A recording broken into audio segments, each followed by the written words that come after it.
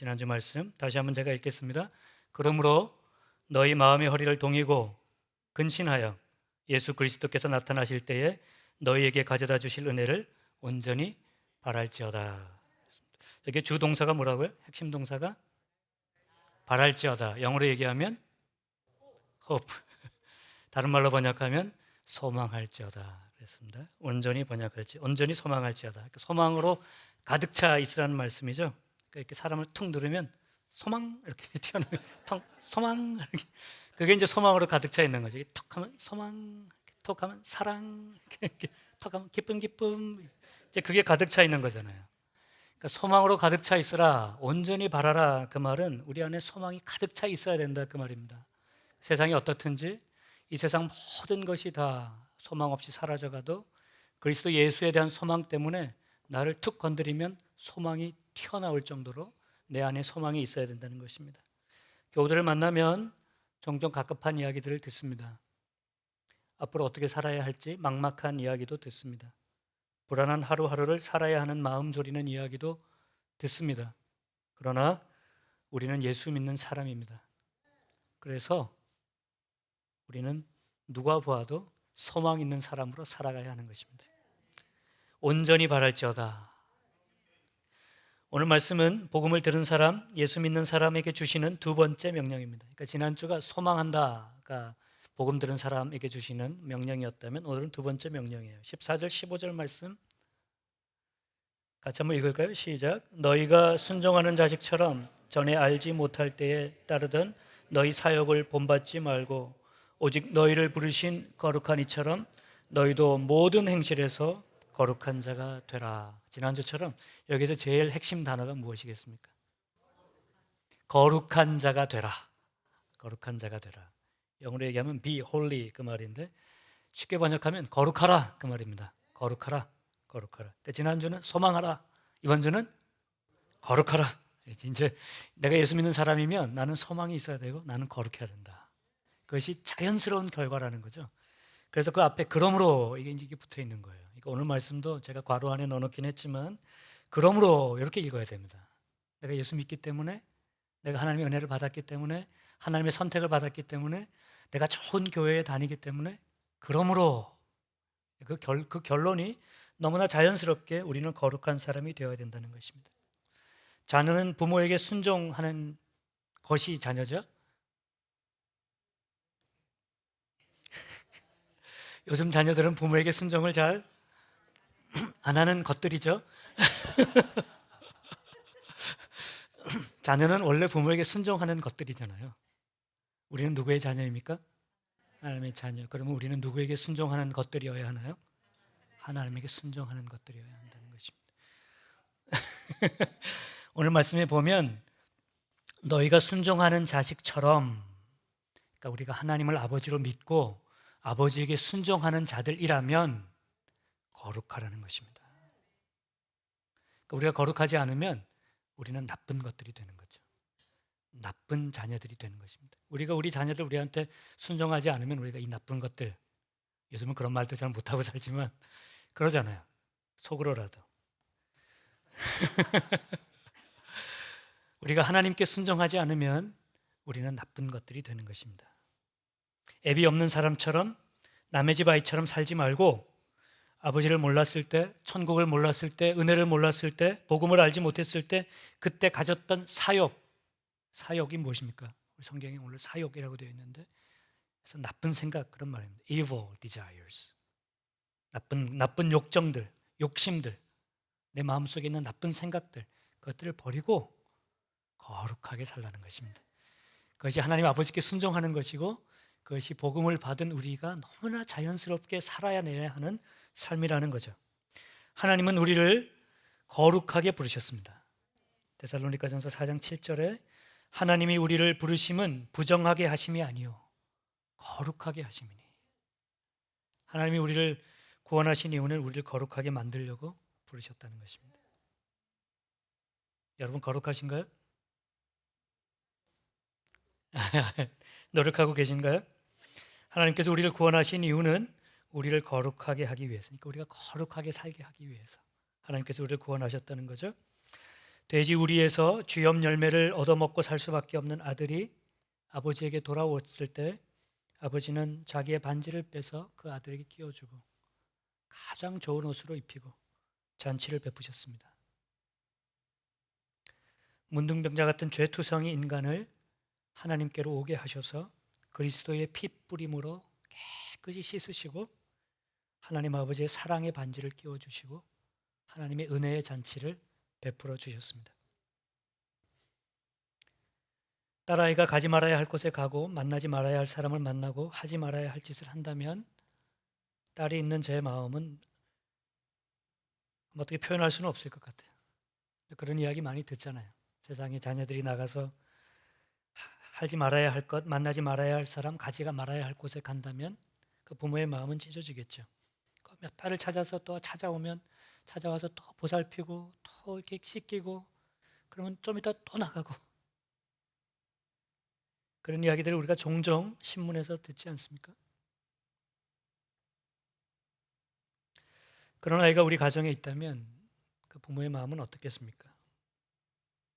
하나님을 만난 사람은 반드시 거룩한 삶을 살아야 합니다.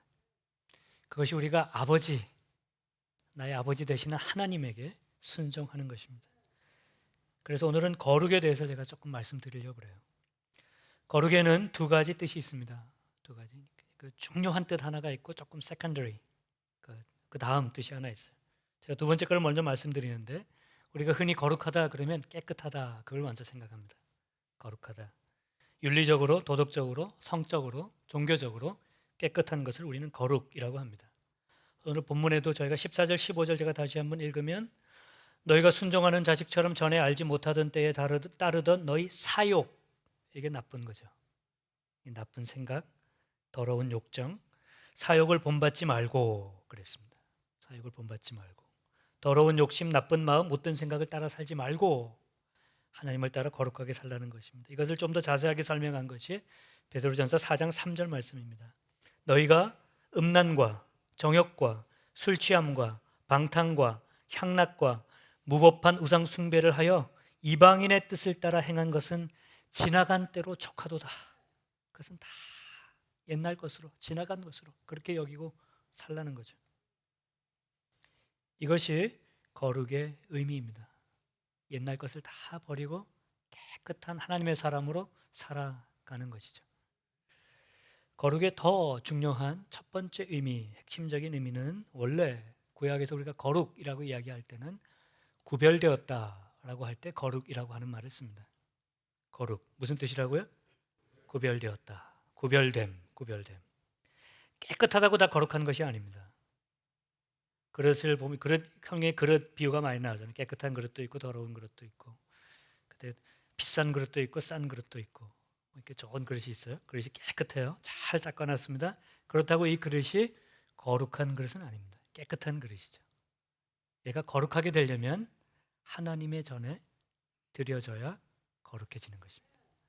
얘가 이것이 구별되어 하나님께 갈 때, 반대로 이야기하면 하나님의 손이 닿을 때 그때 거룩해지는 것입니다. 그러니까 거룩은 하나님의 손길이 닿을 때 거룩해지는 거죠. 우리가 오해하지 말아야 될 것이 내가 깨끗하게 살면 거룩해진다고 생각하는데 그렇지 않습니다. 우리는 깨끗하게 살 수도 없을 뿐더러 하나님의 손길이, 하나님의 은혜가, 하나님의 그 사랑의 빛이 내게 닿지 않으면 우리는 절대로 거룩해질 수가 없습니다. 그러니까 내가 거룩하듯이 너희도 거룩하라, 그 말은 하나님의 거룩하심으로 내 영혼을, 내 삶을 터치하라는 거죠. 그 은혜를 받으라는 거죠. 그래야 우리는 거룩해질 수 있는 것입니다. 그러니까 정결함의 반대는 부정함이고 거룩함의 반대는 일상입니다. 일상적으로 있는 것. 그건 깨끗하든지 더러운 것, 그건 다 일상적인 거예요. 그러나 이것이 하나님 앞에 올려질 때 그것은 거룩한 것이 됩니다.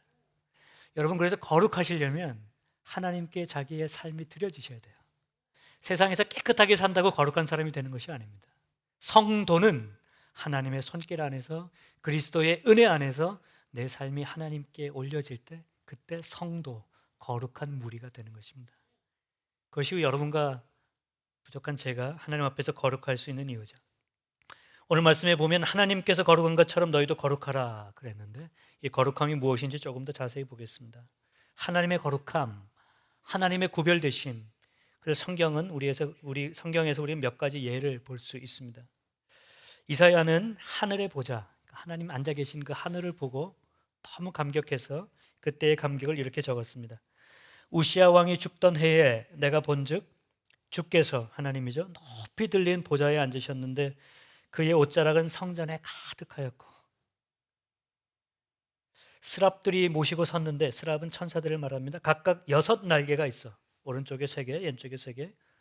그 둘로는, 위에 있는 둘로는 얼굴을 가리고 그 둘로는 자기의 발을 가리고 가운데 있는 둘로는 날며 그게 천사의 모습이었다는 것입니다.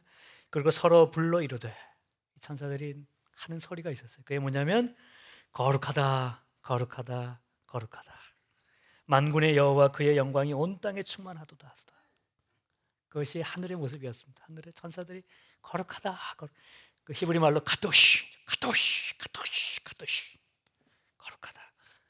비슷한 모습이 요한계시록에도 있어요. 요한의 환상 속에 요한이 하나님의 보좌를 봅니다. 요한계시록 4장에 보좌 앞에 수정과 같은 유리 바다가 있고 보좌 가운데와 보좌 주위에 4생물이 있는데 앞뒤에 눈들이 가득하더라. 모든 것을 다 통찰하는 동물이다 그 말이죠. 그 첫째 생물은 사자 같고 그 둘째 생물은 송아지 같고 그 셋째 생물은 얼굴이 사람 같고 그 넷째 생물은 날아가는 독수리 같은데 4생물은 각각 몇 개의 날개를? 6개의 날개. 똑같은 환상을 본 거죠. 그 안과 주위에 눈들이 가득하더라. 그들이 밤낮 쉬지 않고 이르기를, 뭐라고 한다고요? 거룩하다, 거룩하다, 거룩하다. 주 하나님 곧 전능하신 이여, 전에도 계셨고 이제도 계시고 장차 오실리시라. 요한이 본 환상에도, 이사야가 본 환상에도 하나님의 거룩하심이, 헬라 말로는 하기오스, 하기오스. 뭐 헬라 말로 했는지 히브리 말로 했는지 우리는 알 수 없지만 하나님은 그렇게 거룩하신 분이십니다. 그러니까 3번을 했다 그 얘기는 완전히 온전히 거룩하신 분이시다 그 말입니다. 하나님에게는 어둠이 없으시고 죄가 없으시고 사망이 없으시고 온전히 깨끗하고 완전히 의로우신 분, 그분은 이 세상과는 너무나 구별되시는 분이기 때문에 거룩하다라고 하는 말로밖에 표현이 안 되는 거죠. 거룩은 하나님의 본질적인 속성입니다. 그것은 이렇게 흉내내서 되는 게 아니에요. 하나님은 그냥 거룩하신 분이십니다. 그런 이야기가 있지 않습니까? 유대인들 중에, 유대인들은 계속 하나님께서 말씀을 묵상하라 그랬으니까 주야로 말씀을 묵상하고 이렇게 다녀요. 그러면 이제 말씀만 보다가 어디 이렇게 부딪히잖아요. 그런 적 있으신가요? 그럼 여기 딱 이렇게 부딪히면 여기 이제 피가 나잖아요. 피가 나요. 부딪히면 나는데, 그래서 유대인 속담에 머리에 피가 나는 사람은 거룩한 사람이다. 그런 속담이 있었답니다. 그래가지고 이 바리새인들은 아침에 이제 집에서 나오기 전에 자기 머리를 문지박에 한번 찍고 나오는 거죠. 이렇게. 그래서 피가 나면 그게 거룩하다 이 말이지, 자기 거룩하다. 근데 거룩은 그렇게 해서 거룩하게 되는 게 아니죠. 거룩은 그 존재의 본질이 거룩해야 하는 것입니다. 거룩한 사람은 탁구도 거룩하게 칩니다. 오늘 탁구 대회가 있는데 제가 한번 보려고요. 어떻게 하게 치시나. 저희 아내는 무용을 했는데 탁구 치는 것을 보면 꼭 무용하는 것 같습니다. 어떻게 그렇게 이쁘게 치는지 모르겠어요. 막 날라다녀요. 못 살아요, 정말. 흉내낼 수가 없어요. 왜냐하면 본질적으로 아름답기 때문에. 본질적. 여러분, 거룩은 그런 것입니다. 내 안에 거룩함이 본질적으로 존재해야 하는 거죠. 본질적으로. 하나님의 거룩함을 우리가 경험하면 아주 특별한 경험을 우리가 하게 된다. 여러분, 그런 경험 하신 적 있으신가요? 하나님 앞에서 내가 하나님의 임재를 정말 영적으로 경험하는 그 순간. 20세기의 그 인류학자 중에 오토라는 분이 있습니다. OTT요. 오토라는 분이 많은 그 종족들을 연구했습니다. 연구한 중에 공통적으로 죄송합니다. 그 신의 임재를 경험할 때, 하나님의 임재를 경험할 때 공통적으로 느끼는 게 있다는 겁니다. 그것을 라틴어로 표현했는데 이렇게 표현했어요. Mysterium tremendum et fascinans. 같이 한번 읽어보겠습니다. 시작.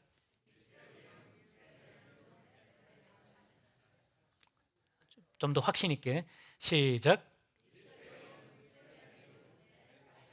예, 그 F가 파가 아니고 파죠, 파. 다시 한번 발음을 정확하게 해서 시작.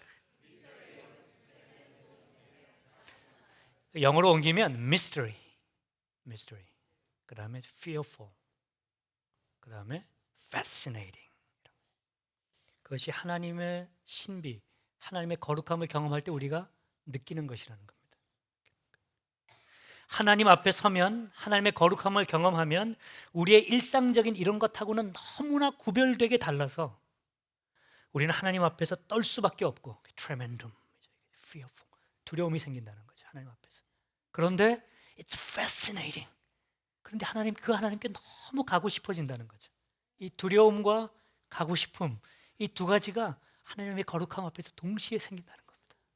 그것이 하나님을 경험하는 우리의 경험의 모습이라는 거죠. 시내산에서 사람들은 하나님을 만나는 것을 두려워했습니다. 하나님께 그냥 갈 수가 없었어요. 그 두려움이 우리 안에 있는 거죠. 이사야는 하나님을 만났을 때 제가 읽었던 말씀처럼 다음과 같이 고백했습니다. 6장 6절에 그때 내가 말하되 화로다 나여 망하게 되었도다. 나는 입술이 부정한 사람이요 나는 입술이 부정한 백성 중에 거주하면서 만군의 여호와이신 왕을 배웠음이로다. 우리가 하나님을 경험하면 하나님의 거룩하심이 나의 이 죄, 나의 더러움, 나의 부족함, 그 하나님 앞에서 내가 그 하나님을 만나는 나 자신의 초라함 때문에 하나님 앞에 내가 갈 수 없는 존재가 되는 거죠. Mysterium tremendum. 욥이라는 사람이 있었습니다. 욥이 자기는 잘못한 게 없다고 생각했어요. 하나님께서 고난을 주시니까 그걸 이해하지 못하고 계속 하나님께 항변합니다. 하나님 왜 하나님 제가 무엇을 도대체 그렇게 잘못해서 제게 이렇게 어려움을 주십니까? 그러다가 하나님의 음성을 듣게 되죠. 하나님께서 만나주세요. 그때 하나님을 만나고 욥이 이렇게 고백합니다. 40장 4절에 보소서 나는 비천하오니. 그렇게 자기의 의를 하나님 앞에 나타내다가 하나님의 음성, 하나님을 만나고 나서 하나님의 거룩함 앞에 보소서 나는 비천하오니 무엇이라 주께 대답하리이까? 손으로 입을 가릴 뿐이로소이다. 하나님 앞에서 막 얘기하다가 그냥 입을 가려버렸어. 하나님 너무 죄송합니다. 너무 죄송합니다. 제가 아무것도 모르고 하나님 앞에 아무것도 깨닫지 못하고 하나님 앞에. 그리고 42장이 이렇게 말합니다. 내가 주께 대하여 귀로 듣기만 하였사오나 이제는 눈으로 주를 배웠나오니 그러므로 내가 스스로 거두어드리고 티끌과 제 가운데에서 회개하나이다. 하나님의 두려움을 경험하는 거죠. 하나님의 그 거룩함의 두려움을 내가 경험하는 것입니다. 거룩함은 우리에게 두려움을 주지만 그러나 제가 말씀드린 것처럼 it's fascinating. 하나님을 너무 만나고 싶어져요. 그게 하나님의 거룩함을 경험하는 것입니다. 그러니까 두려움 속에서 하나님을 그리워하는 거죠. 하나님 또 만나고 싶습니다. 제가 두 가지를 인용하려고 했는데 두 번째 것만 인용하겠습니다. 시편 27편 4절 내가 여호와께 바라는 한 가지 일 그것을 구하리니 내가 하나님 소원이 있다면 한 가지 소원이 있다면 이것입니다. 내 평생 한 가지 소원이 있는데 그것은 곧 내가 내 평생의 여호와의 집에 살면서 여호와의 아름다움을 바라보며 그의 성전에서 사모하는 그것입니다.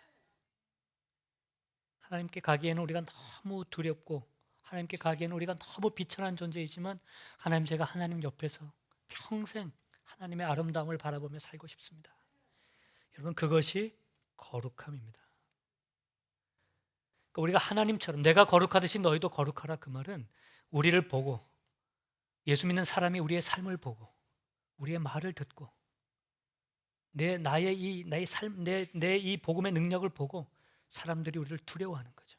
뿐만 아니라 우리를 너무나 매력적으로 바라보고 나도 저렇게 살았으면 나도 저런 사람이 되었으면 그런 느낌을 갖는 것이 거룩해지는 것입니다. 그것이 하나님처럼 우리도 거룩해지는 것입니다. 뒤집어 보세요.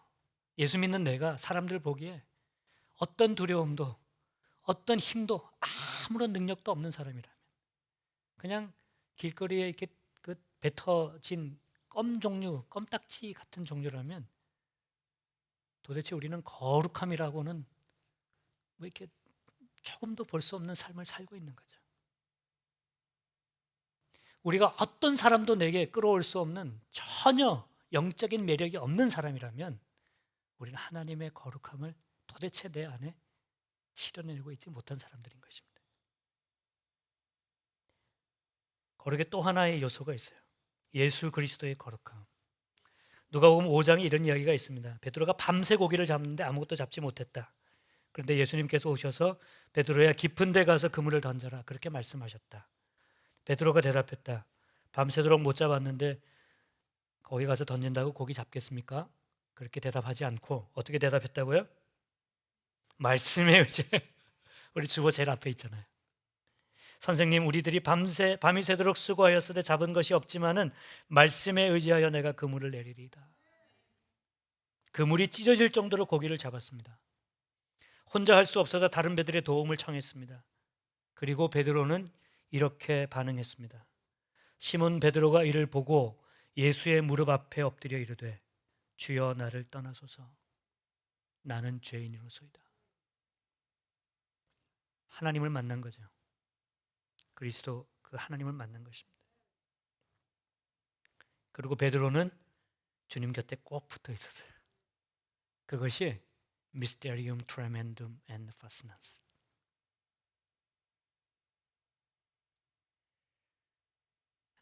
마지막으로 한 가지를 더 하겠습니다. 예수님의 거룩하심이 아주 중요한 특징이 하나 있습니다.